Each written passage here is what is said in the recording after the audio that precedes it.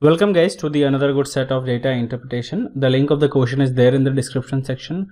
First attempt the question and then watch the video solution. Now let's start. Ravi, a fruit merchant, purchased and sold certain number of apples on 10 days, that is day 1 through day 10. The cost at which he purchased each apple and the price at which he sold each apple did not change on any day to the next. So the cost price remain the same and the selling price remain the same. So let's suppose the cost price is X and selling price is Y. So these will remain same throughout the 10 days. He sold all the apples that he purchased in a day on the same day. So एक दिन में जितना खरीदा उतना बेच दिया. The profit percentage on any day was greater than 20% and less than 50%. So this is the range of the profit percent. It is known that the price at which he purchased each apple and the price at which he sold each apple were both integers. So the price are integral values. The following bar chart provides the total cost and the total revenue from the purchase and sales of each apple on a certain day. So this chart gives us the cost price of each apple or the total cost of each apple of purchase, and this is for sale, right? Cost is for purchase and revenue will occur when we'll have a sale of it. So you can see that costing or the purchase price or the CP or the total CP for alternate days are given, or that is odd number of days, and this is for even number. So what this gives is that for all the 5 days for which we have the total cost price, the cost price of each apple, that is X, would be HCF or the factor of the HCF of all this number. Now let's start to find the HCF. If we look into 240 and 270 and if I try to find the HCF of this, definitely 24 will not be the HCF, because if this is divisible by 24, this is not divisible by 24, right? So anything less than 24 in terms of factor would be 12. And is 12 a factor? Yes, this is factor of this, and of course a factor of this also. So the cost price of each apple, would either be HCF, it would either be 12, or I can write that cost price would either be 12 or factors of 12, right? Or factors of 12. Similarly, if we find the HCF for the revenue, which is the selling price, so the selling price of each of the apple would either be HCF or the factors of the HCF. Now let's try to find the HCF. So 336. So if we divide it by 2, I'll get 168. So 168. So if we divide by 8, this will give 21 to 37.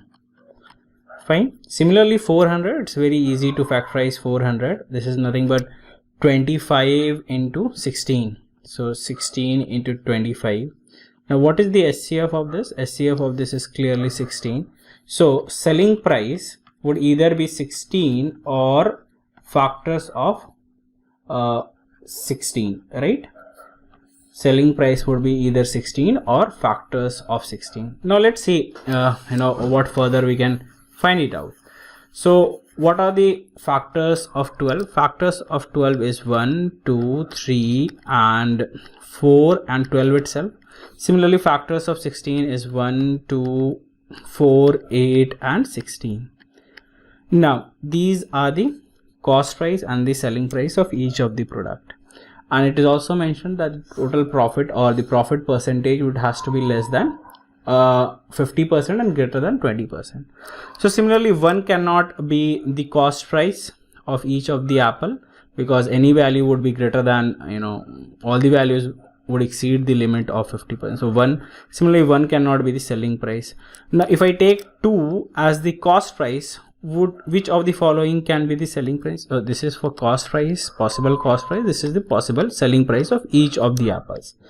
Now if cost price is to any value, I cannot take this 2 as the selling price, because there would be no loss, no profit, not possible.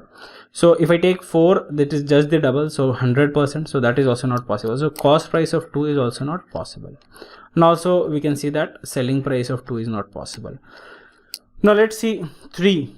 Now if 3 is the cost price of the product what could be the possible selling price? Can 4 be the possible selling price? Yes, it can be, because if we have to find the profit would be 1/3, and 1/3 is nothing but 33%, which is in our limit. So these possible pair is a possibility. I cannot take selling price as 8 and cost price as 3, because that will exceed the limit, and anything further also. Now let's see if I take the cost price as 4. So what could be the possible selling price? I cannot take this as 4. I cannot take this 8, because this would be just double and it would be 100. So I cannot have a cost price of 4. Now what I missed is a number 6, right? Because factor of 12 we have 1 6 also. So now if 6 is a possible cost price, so what could be the possible selling price of each of the apple? Can it be 8? Yes, 8 can be possible, because again it would be 1/3. Similarly, if 12 is the cost price, 16 would be the selling price. So this makes it very clear. All you can see is that the ratio of the cost price and the selling price is nothing but 3:4. So what I can see is that if cost price is 3k, the selling price has to be 4k, and the possible values of k is 1, 2 and 4. That's all we can find it out. Now let's try to answer the question. The first question says that what is the total revenue from the sales of apples from day 5? So day 5, what is the total sale, total cost price? 324. 324. Now we know that the selling price is nothing but 4/3 of, or 4/3 of the cost price. So this would be the total selling price. So this is simple. 1, 0 and 8. So 432. Now let's see question number 2. It says, on how many days Ravi make a profit of rupees or more than 120 rupees, more than 120.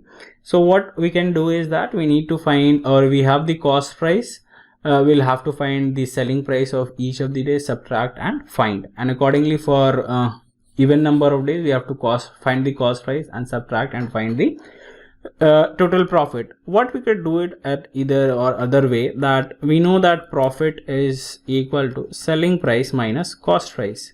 We know the ratio of selling price and cost price. Let's try to directly find the profit by using the ratio or the relation between cost price and the selling price. So let's suppose I'm trying to express profit as selling price, so it is nothing but selling price.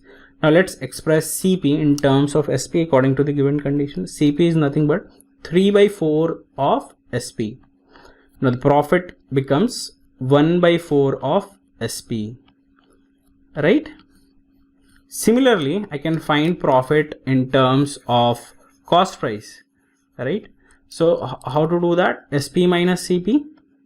So what is SP? SP is nothing but 4/3 of CP, and this is CP. So profit is nothing but 1/3 of CP, right? 1/3 of CP. It is just the same thing. Profit is 1/3 of the CP. Now we have the total CP, total selling price. We can easily find it out. Now for day 1, 1/3 would be less than 120. So let's forget it. 1/3 again would be less than, on day 3, 1/3 would be again less than 120. Let's forget it. 1/3 of it would be again less than 130. This is again, this would do the job, because 1/3 of 370 would be greater than 1. So again, if this is the case, that has to be followed. So 1 and 2 days over here. Now let's see, 1/4 of SP has to be greater than 120. Definitely will not calculate this, not this, 1/4 of it. So not this even, we'll have to take this into account, that and this also. So 4 days are possible on which the profit is more than 120. Now question 3 says, what is the total profit made by Ravi during the 10 days? Very simple.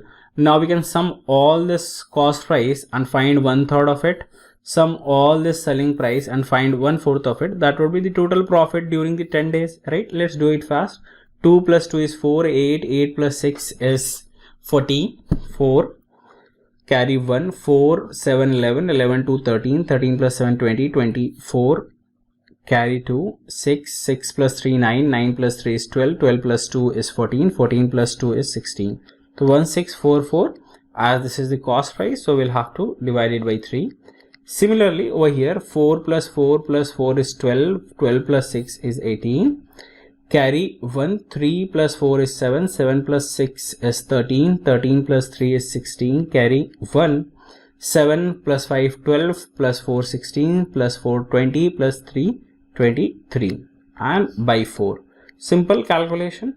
So this will give 5, 1 14, so 4 and 24, that will make it to 8.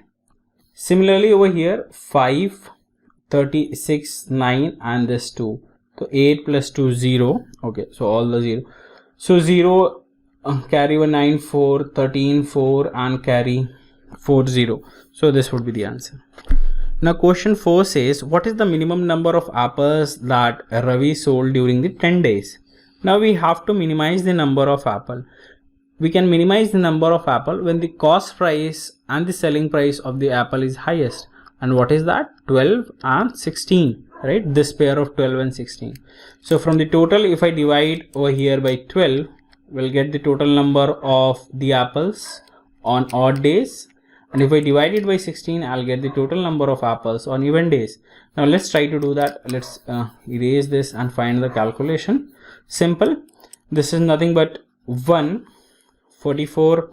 So 13, 12 3s are 84, 7 plus 1. This would be 76. So 4 and 12, 80, 128. Okay. 8 plus 7 is 5. So 285. So that's the answer. Hope this is clear. So this was an easy to moderate set. All you had to break, or the key point of this set was that the cost price or the selling price would be the SCF or factors of the SCF, all the numbers that are given. Hope you have understood it. Thank you.